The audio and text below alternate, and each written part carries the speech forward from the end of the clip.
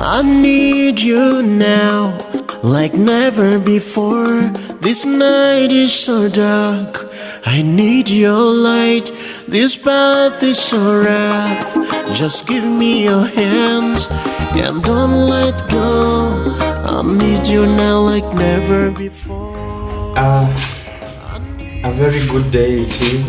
I'm just trying to make my green grams here because tonight I'm gonna prepare green grams and rice.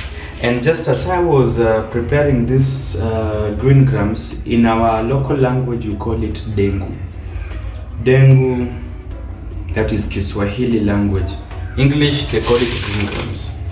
So as I was preparing this, I remembered life back in the orphanage where I learned. There was just an intelligent way the owner of the school, the late Naftali Mata, was wise when it came to equality.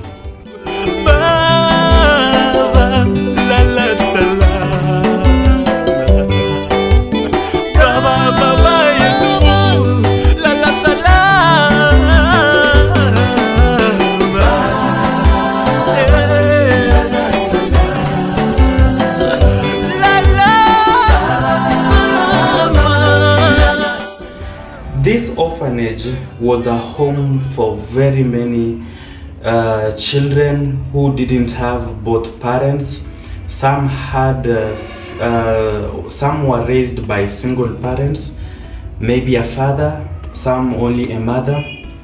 Some were being raised by people who were not their biological parents, like we used to call them guardians. Somebody, you know, the whites, Wazungus called them foster parents. And most of the people who were in my school were actually regarded as, you know, as a curse. Like they were the last option in their families. To most of them, they were brought to that school and their parents would say, if he dies, they will give us the body, we'll just go and bury them. So it was that sad. So I remember the first days when we came to that school, we didn't have school uniforms. So everyone wore any cloth that they had. And at that time, I remember I was freshly new from Nairobi. I had just come from Nairobi where I used to stay, and that is when I got a chance to come and learn in this school. I remember seeing very many people dressed in rags. Yani people didn't have proper clothing. People were struggling. Like, let me tell you something. Some people only wore, you know, this t-shirt alone. Under this side, there was nothing to wear because they couldn't afford. People wore rags. People wore torn clothes. Now, to make everyone equal, the director of Gethsemane, the late Naftali Mata, he introduced several types of uniforms. We had uniforms that we wore on weekdays from Monday to Friday. Every day when you were going to class from 7 a.m. in the morning, when the classes started, all the way to 4 p.m. in the evening. When it came times for games time, when it was games time, we had games kits. We had these shorts and colorful tops. The shorts were red. There were red shorts always reaching here, and then with the white strips on the side. And then for the tops, they were different. We had some who had yellow ones, others had green ones, while others had, you know, they were of red. I remember they were of different colors. Then during weekends, we had weekend wears. They used to be, they were almost like uniforms, but they were not uniform. Okay, they were, I don't know whether we can call them uniforms. So we used to wear them only during weekend. There were a pair of shorts and a shirt that was different from the one that we wore during school days. For the girls, they wore dresses.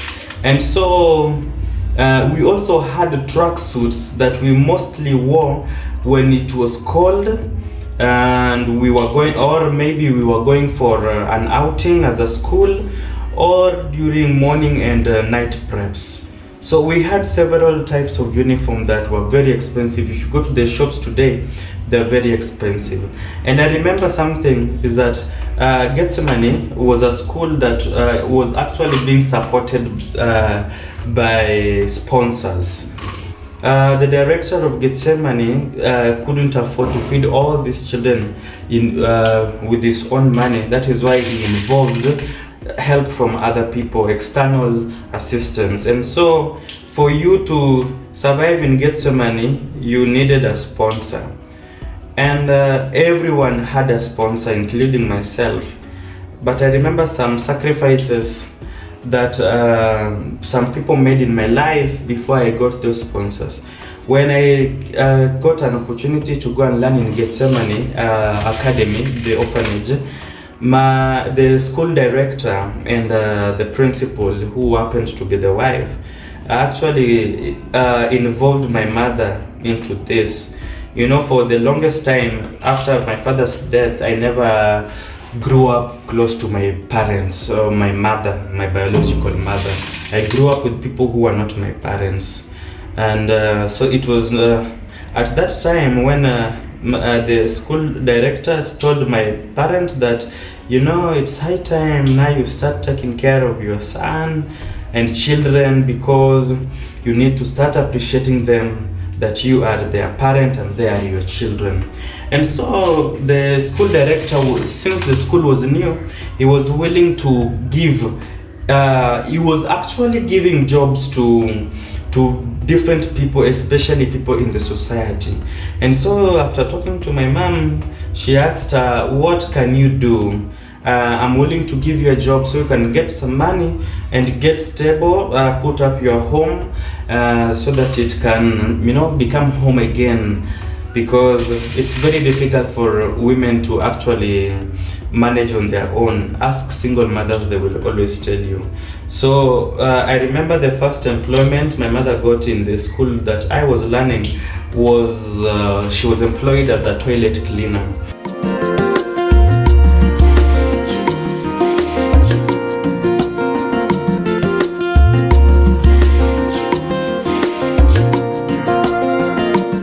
So she would clean these toilets for both the pupils and the teachers, just to keep me in school, because at that time I had not yet gotten sponsors for myself.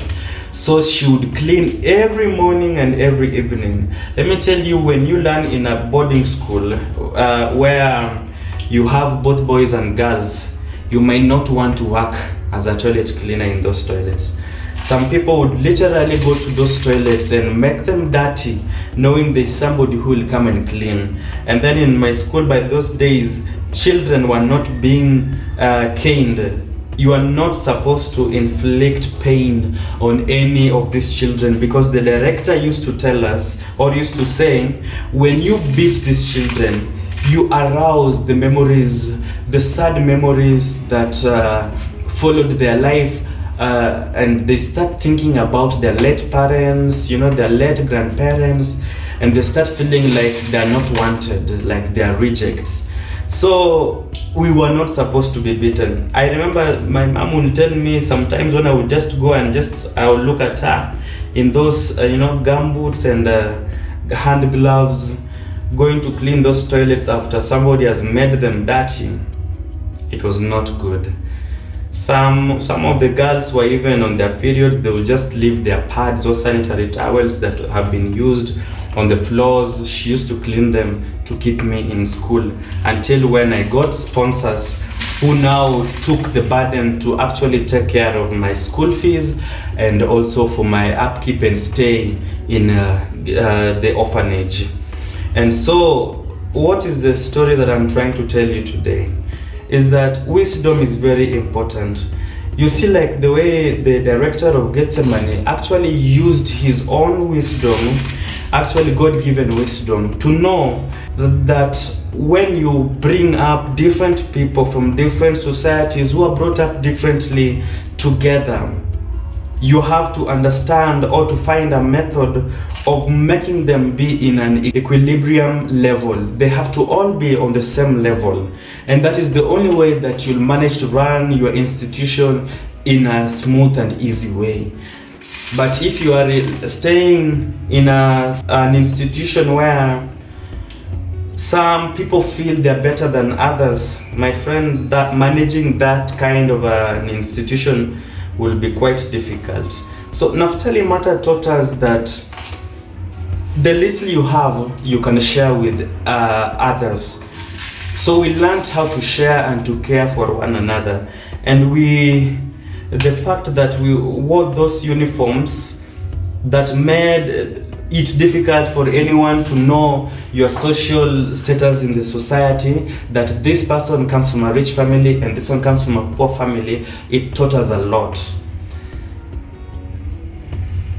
The sacrifices people make, let's not always make them feel like they are wasting time or they're not doing anything. Learn to appreciate people, especially those who made sacrifice. A sacrifice is a sacrifice. Whether big or small, it's a sacrifice. Whatever anybody is doing for you just to make your life comfortable, please learn to appreciate them. This life, you don't know, because we only have today to live.